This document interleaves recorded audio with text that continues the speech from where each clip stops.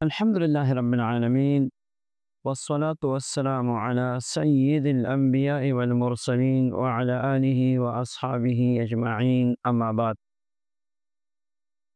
دعا کے لیے اور وظیفے کے لیے سب سے بہترین وقت وہ وقت جس میں اللہ تبارک و تعالی دعاؤں کو قبول فرماتے ہیں، قبولیت کے ہوائیں چلتی ہیں اور اللہ تبارک و تعالی کی طرف سے قبولیت کے دروازے کھل جاتے ہیں۔ وہ وقت کون سا ہے؟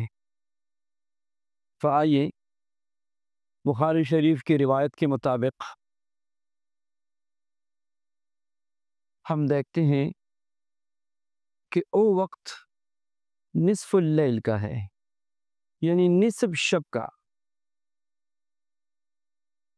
یہ وہ مبارک وقت ہے کہ اللہ تبارک و تعالی کی طرف سے قبولیت کے دروازے کھل جاتے ہیں۔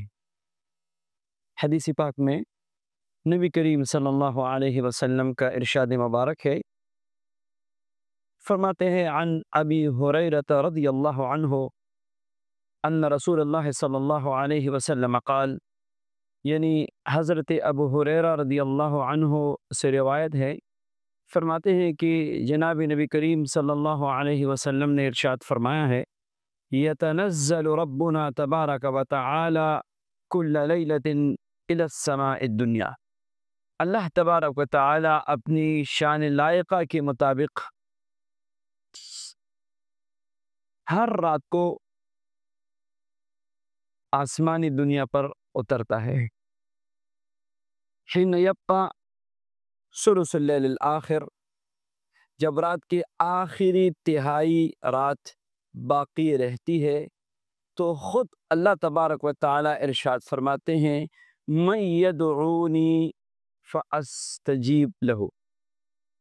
اللہ فرماتے ہیں کون ہے جو مجھ سے مانگے کہ میں اس کی دعا کو قبول کروں۔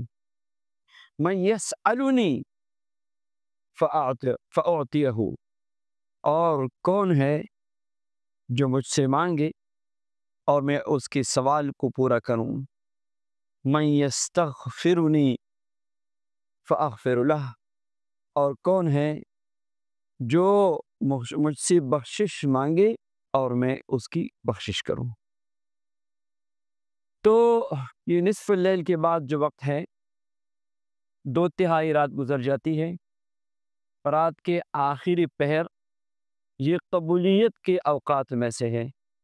اس لیے اگر آپ کسی پریشانی میں مبتلا ہے، مصیبت میں ہے، فقر و فاقہ ہے، دشمن کا خوف ہے، دنیاوی اعتبار سے کوئی بھی ایسا معاملہ ہے جو بظاہر ناممکن ہے، تو یہی وہ وقت ہے جس میں آپ اٹھ کے وضو کر کے صلاۃ حاجت بھی پڑھ لے، استغفار بھی کرے اور آیت کریمہ لا الہ الا انت سبحانک انی کنت من الظالمین 500 مرتبہ پڑھ لے، اول و آخر 5 بار درود پاک کے ساتھ، اور اس کو معمول بنائے، تو انشاءاللہ چند دنوں میں ایسی مشکلات حل ہو جائے گی جو مشکلات بظاہر پہاڑوں سے اونچی ہے، جو مشکلات بظاہر جس کا حل ہونا ناممکن ہے، انشاءاللہ اس مبارک وقت کی برکت سے، ان مبارک دعاؤں کی برکت سے